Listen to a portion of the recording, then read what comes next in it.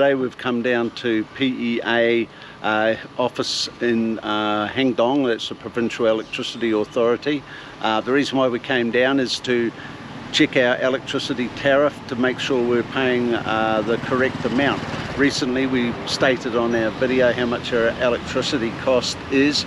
For some reason people maybe in the USA thought that $100 is $100 US. Now we were talking about there was in Australian dollars. Now all 10,000 baht equates to about 400 Australian a month.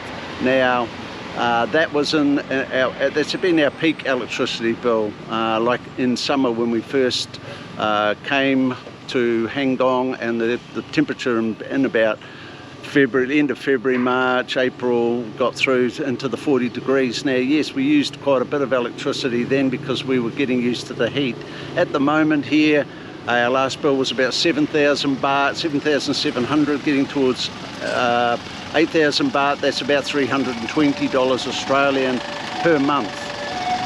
Hang on, we'll just wait for this. Ambulance. Yeah, the words got out with that. We're shooting the video, so we're getting all the noisy people and equipment turning up. I hope whoever is waiting on that ambulance is okay. Now also, so yes, $320 a month Australian, which equates to say $80 a week. Now if we get down to around 7,000 baht, we're paying $280 a month, which will be $70 a week for power. So I'm sure there's plenty of people in Australia that are paying close to that in their monthly bills. Some people are paying 1,000 to 1,200 a month, 3 monthly there.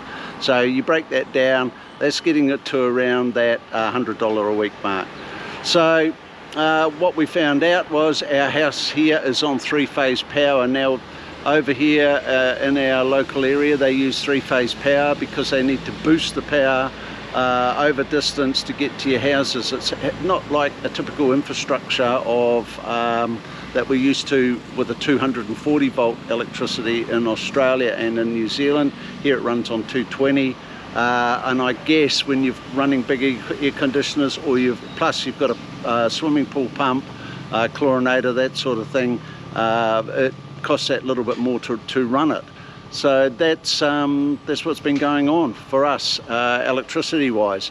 We don't mind paying it, we can afford to. Some people see that sort of price as being prohibitive and maybe would stop them coming to Thailand.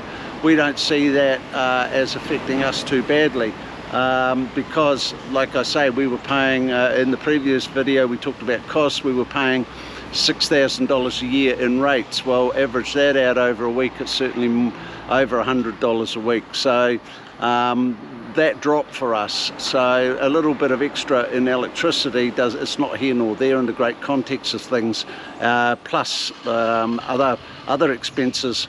I mean, I worked out the other day that just on our insurance for we had 3 motor vehicles. We had a Harley, we had Lorna had a car, and we also had a small pickup truck that I used to drive. And the insurance on those 3 vehicles plus our household insurance was certainly, we're not paying that here either. So yeah, we're far better off just in the combination of the drops we've experienced in our insurance and in our ongoing rates. Plus we were involved in naturally in the Australian tax system. We're waiting to see how the new tax laws here in Thailand will affect us, but it shouldn't be too bad from what I've already averaged out. Retirees here, you get a graduated tax scale. They allow you so much per year. Yeah, I won't get into the ins and outs of it. You can talk to an accountant if you're thinking of coming here. Talk to someone that knows. I'm just a guy in the car park outside PEA office talking to you about this. So yeah, you can't really be here nor there on that. You know, like as I just said, our circumstances are our own. Yours may be different, and we had a few people write in to say that they sort of their electricity price was cheaper. So I thought, yeah, why not? Let's come down here today and check this out. Yeah, we checked it out and we're okay with it. I mean, we run air conditionings. You know, I don't like being really, really hot. We have had some cool weather since we've had the rain over the last, 2 or 3 weeks. Yep. And we haven't needed the air conditionings to run through the day as much. We've just had the fans on.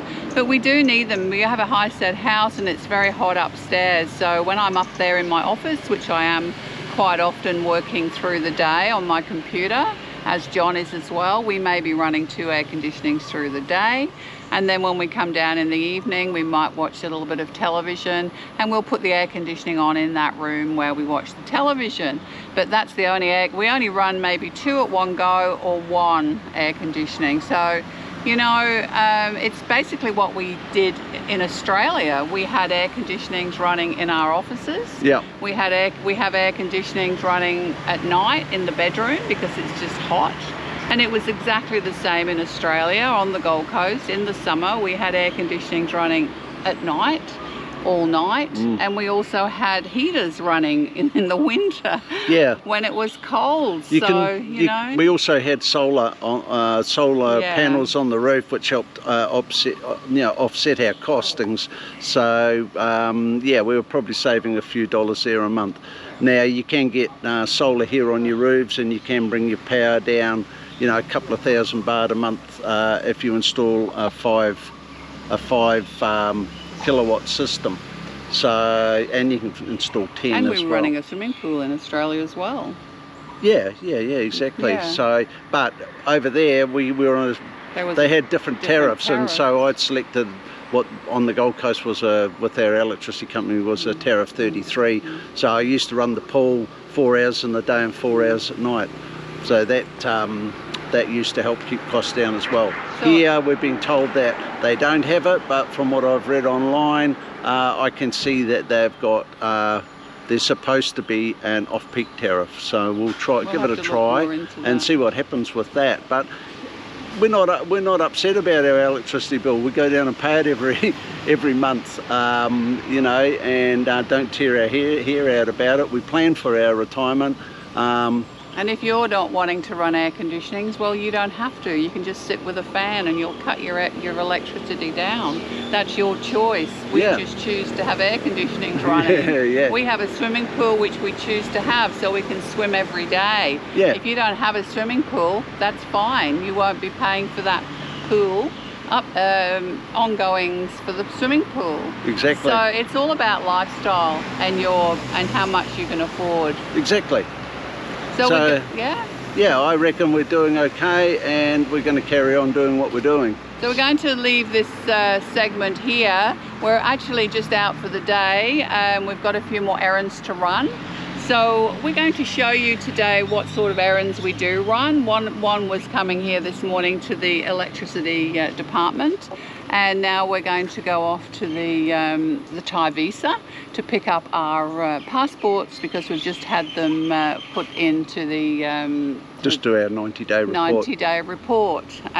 So we're going to go and pick them up. So we'll take you with us. We probably can't film inside their office, but we can show you where it is. It's just down here in Hang Dong. It's really close. And I'm sure there's some of you that will write into us, but please do comment. You do your own 90-day reports. We realise that, but we've chosen Assist Thai Visa to do ours. So and we paid them for the year. So we paid in one lump sum, and then we just drop our passports off to them. They sort it out and give it back to us, and on we go, because we're fairly busy people, and we don't like to be distracted by just the little things that go on in life. We leave that for somebody else to do. Well, we delegate, and we can afford to do that. Not everyone can, but unfortunately we can at the moment, so we're going to take advantage of that.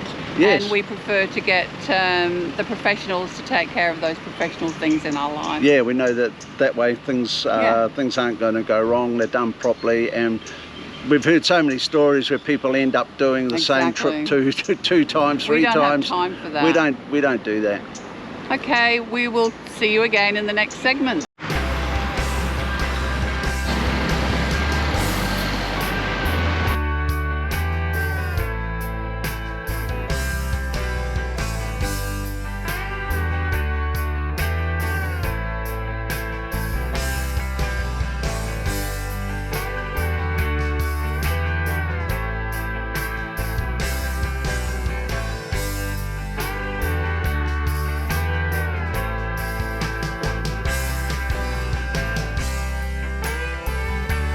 Well, we've done our errands this morning. We've been to PEA, Electricity Authority, and just been to Assist Thai Visa, picked up our passports, which were all renewed for our next 90 days.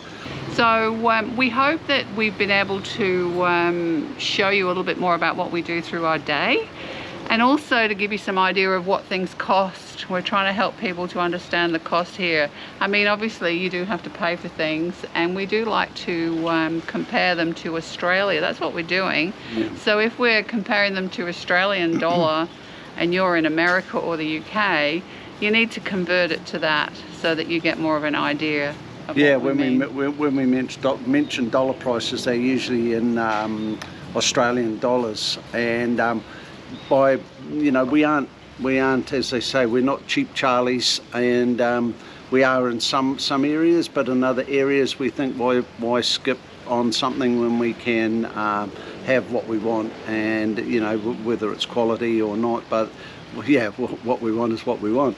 Exactly. Remember, if you're coming to Chiang Mai and you intend on settling here, Assist Thai Visa Services, they do a really good job, and they've looked after us since we've got here, and we've been here 1 year, and we can't fault their services. That's right. They do non-immigrant visas, retirement visas, marriage, education, business, and also work permits. So they take care of everything really for you that you'll need. So thanks for staying with us to the end. We appreciate that. We'll look forward to seeing you in the next episode that we make. And if you could please like, subscribe, hit that little subscribe button, and we will see you in the next episode. Yeah, take care, and remember, keep on keeping things real. Kap kum kap. Kap kum ka. Thank you for watching.